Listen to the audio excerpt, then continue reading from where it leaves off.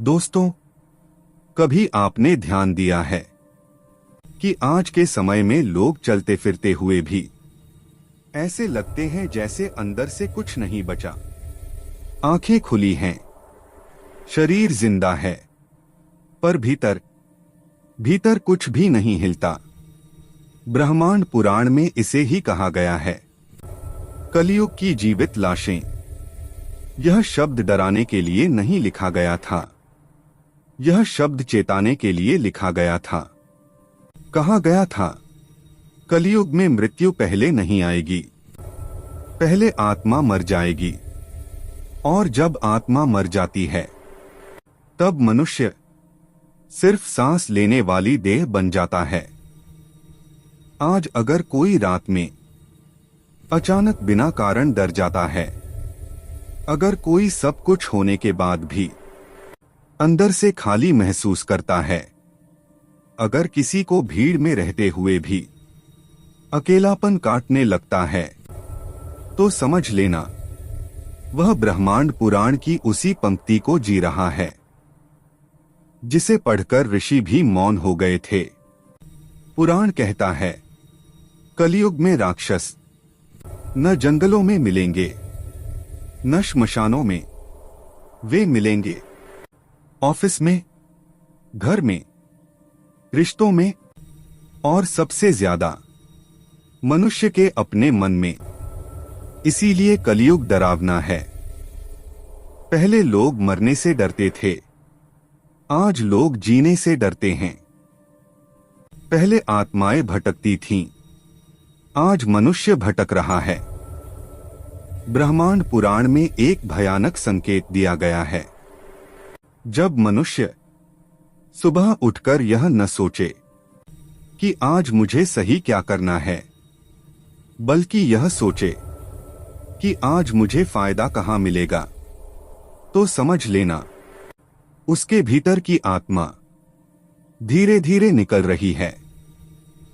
वह हंसेगा, काम करेगा, रिश्ते निभाएगा, पर वह सब सिर्फ अभिनय होगा, क्योंकि आत्मा बिना आवाज के मरती है।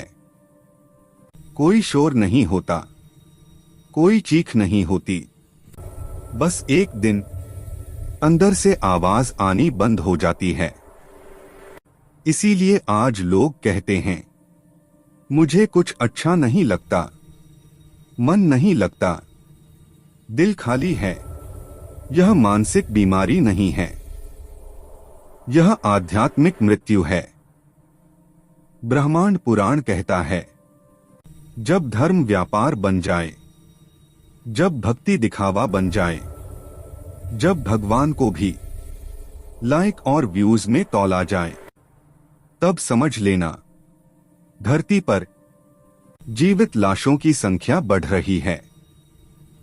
कलयुग में सबसे खतरनाक चीज पाप नहीं है, सबसे खतरनाक चीज है संवेदना का मर जाना। जब किसी को दूसरे के दुख से फर्क न पड़े, जब किसी की पीड़ा मन को न छुए, तो वह इंसान नहीं रहता, वह चलती हुई देह बन जाता है। ब्रह्मांड पुराण में लिखा है, ऐसे लोग मरने के बाद क्योंकि जिसने जीते जी आत्मा की आवाज नहीं सुनी, वह मृत्यु के बाद भी भटकता रहता है।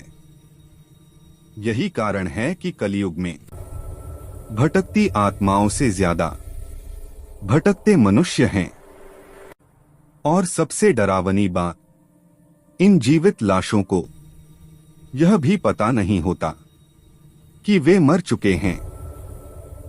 वे सोचते हैं यही जीवन है, दौड़ना, जलना, जलाना, तुलना करना, ईर्ष्या करना।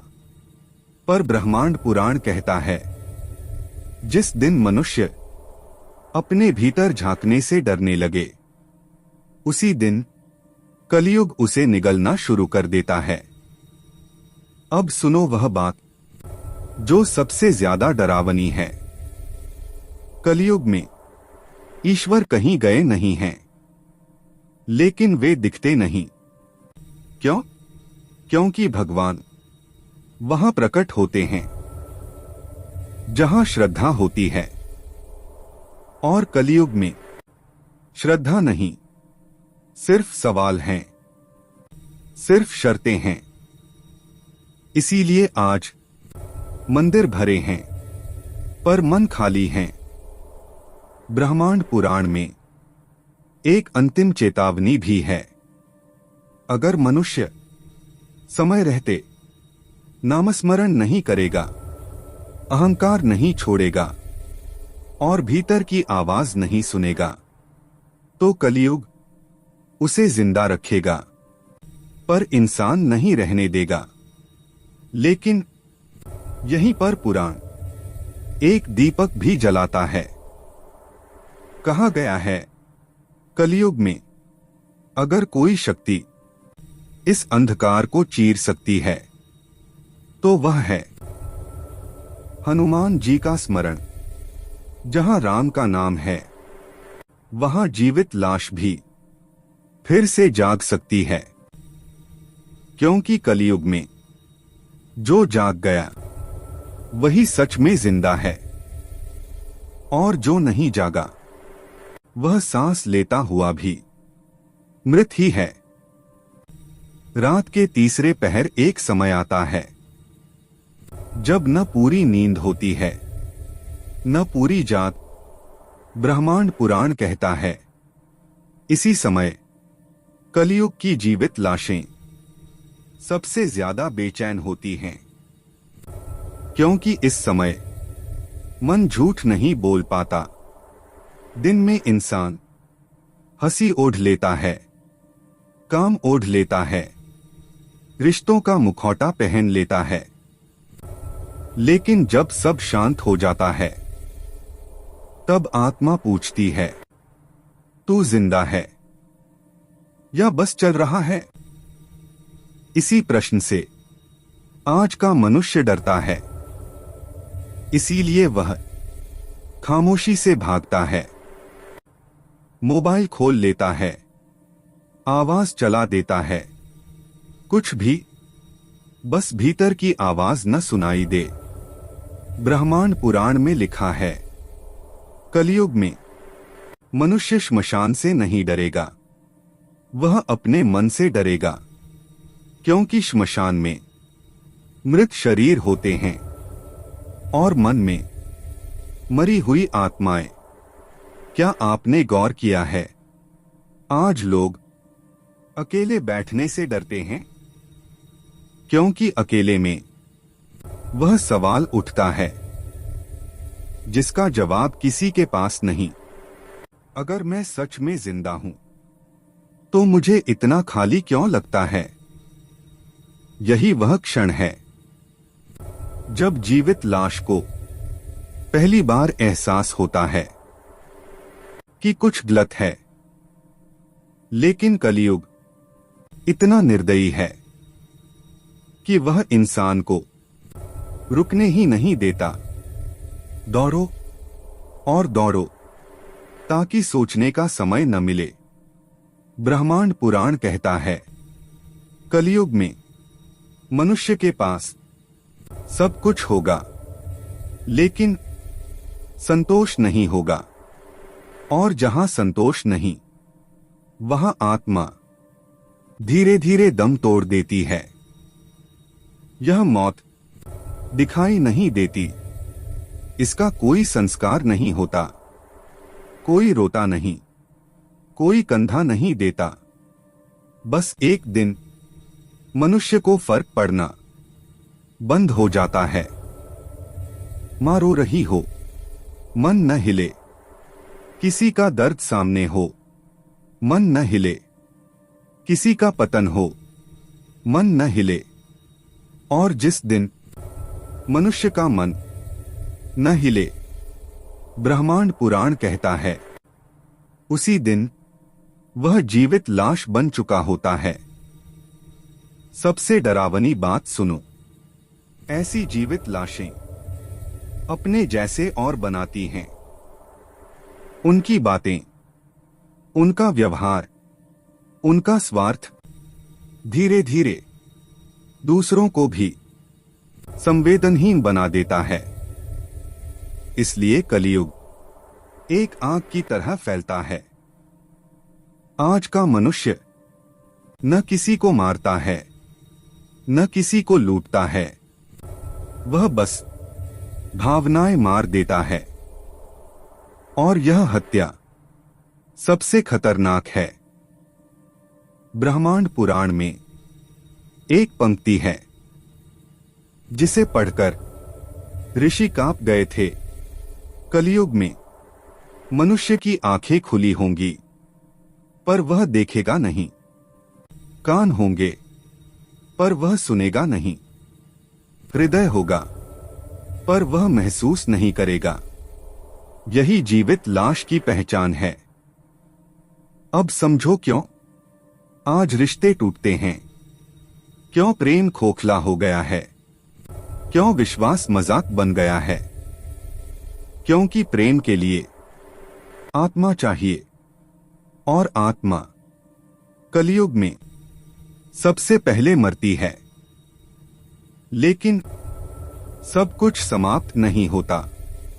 ब्रह्मांड पुराण यह भी कहता है, जब जीवित लाश अपने हाल से डरने लगे, जब उसे अपनी खालीपन डरावना लगने लगे, तो समझ लेना आत्मा पूरी तरह मरी नहीं है।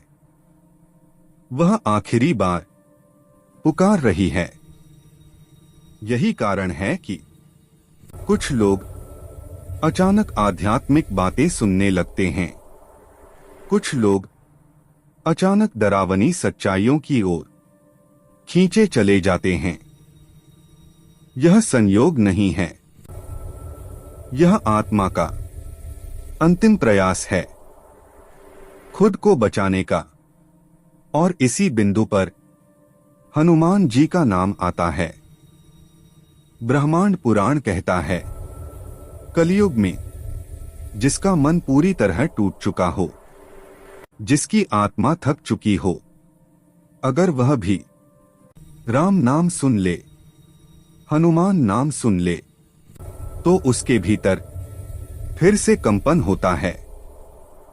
एक बहुत हल्का सा, लेकिन वही जीवन की शुरुआत है।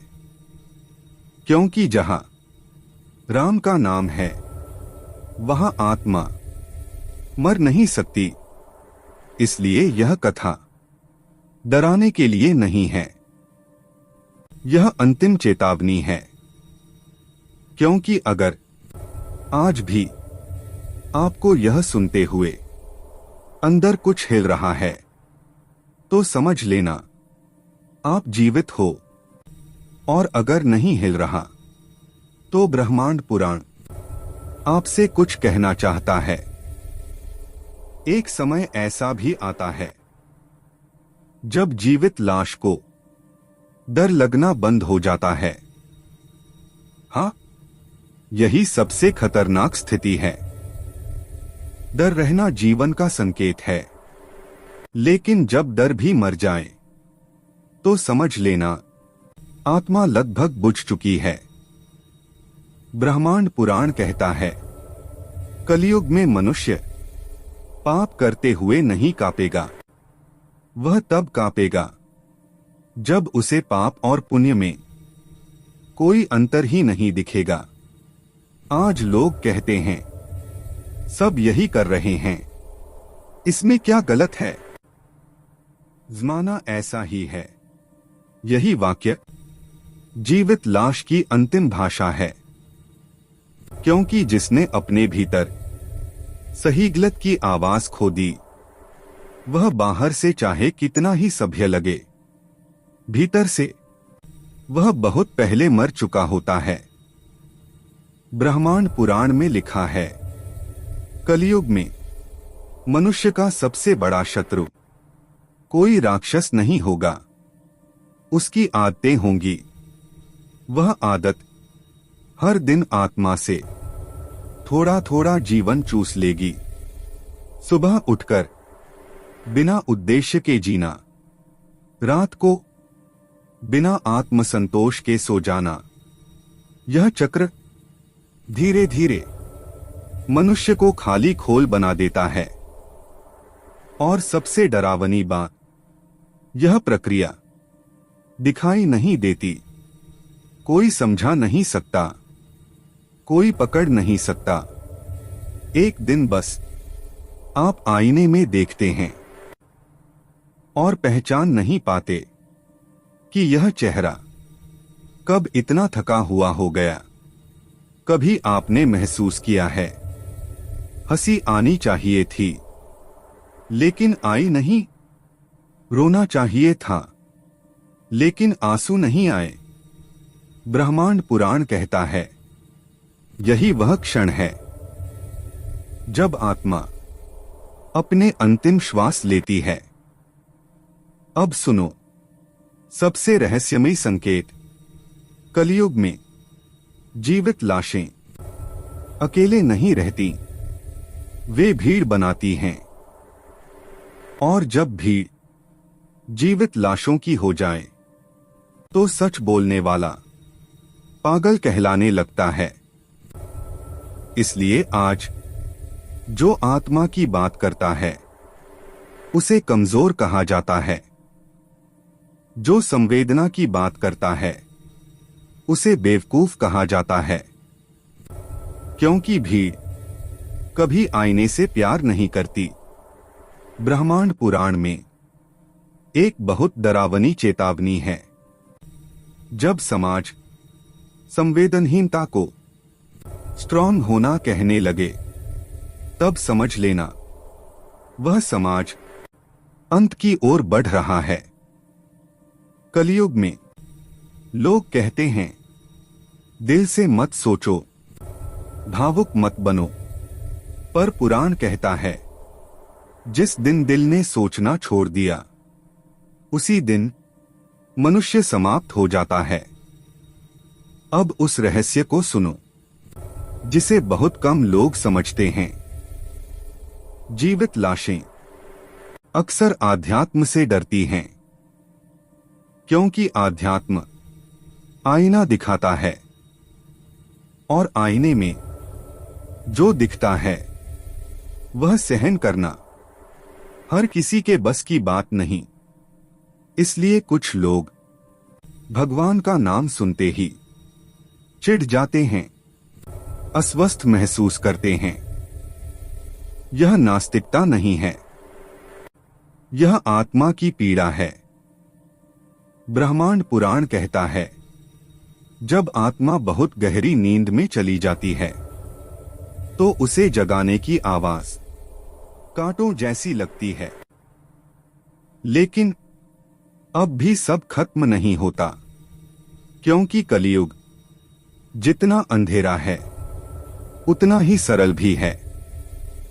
जहां पहले हजारों यज्ञ चाहिए थे, कठोर तप चाहिए था, वहां कलयुग में सिर्फ स्मरण पर्याप्त है। एक नाम, एक भाव, एक आंसू भी आत्मा को वापस खींच सकता है।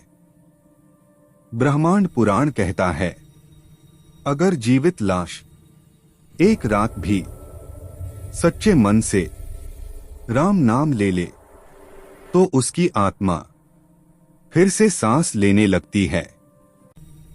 धीरे, बहुत धीरे, पर यह शुरुआत है।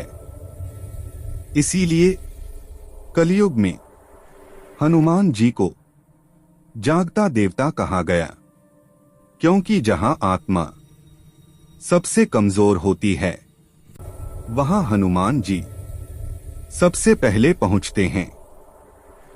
यह कहानी यहीं रुकती नहीं है भाई, अभी तो वह अंतिम चरण बाकी है जहां जीवित लाश या तो पूरी तरह टूटती है या पूरी तरह जागती है। और वह चरण सबसे डरावना है। अब बात मृत्यु के बाद की है। जीवित लाशों के आगे क्या होता है? जब ऐसी जीवित लाश मरती है तो बाहर से देखने वालों को सब सामान्य लगता है। शरीर शांत है, सांस रुक गई है, अग्नि तैयार है। लेकिन ब्रह्मांड पुराण की भाषा में यहीं से सबसे डरावनी यात्रा शुरू होती है, क्योंकि यह आत्मा पूरी तरह जागी हुई नहीं होती और पूरी तरह मरी हुई भी नहीं होती।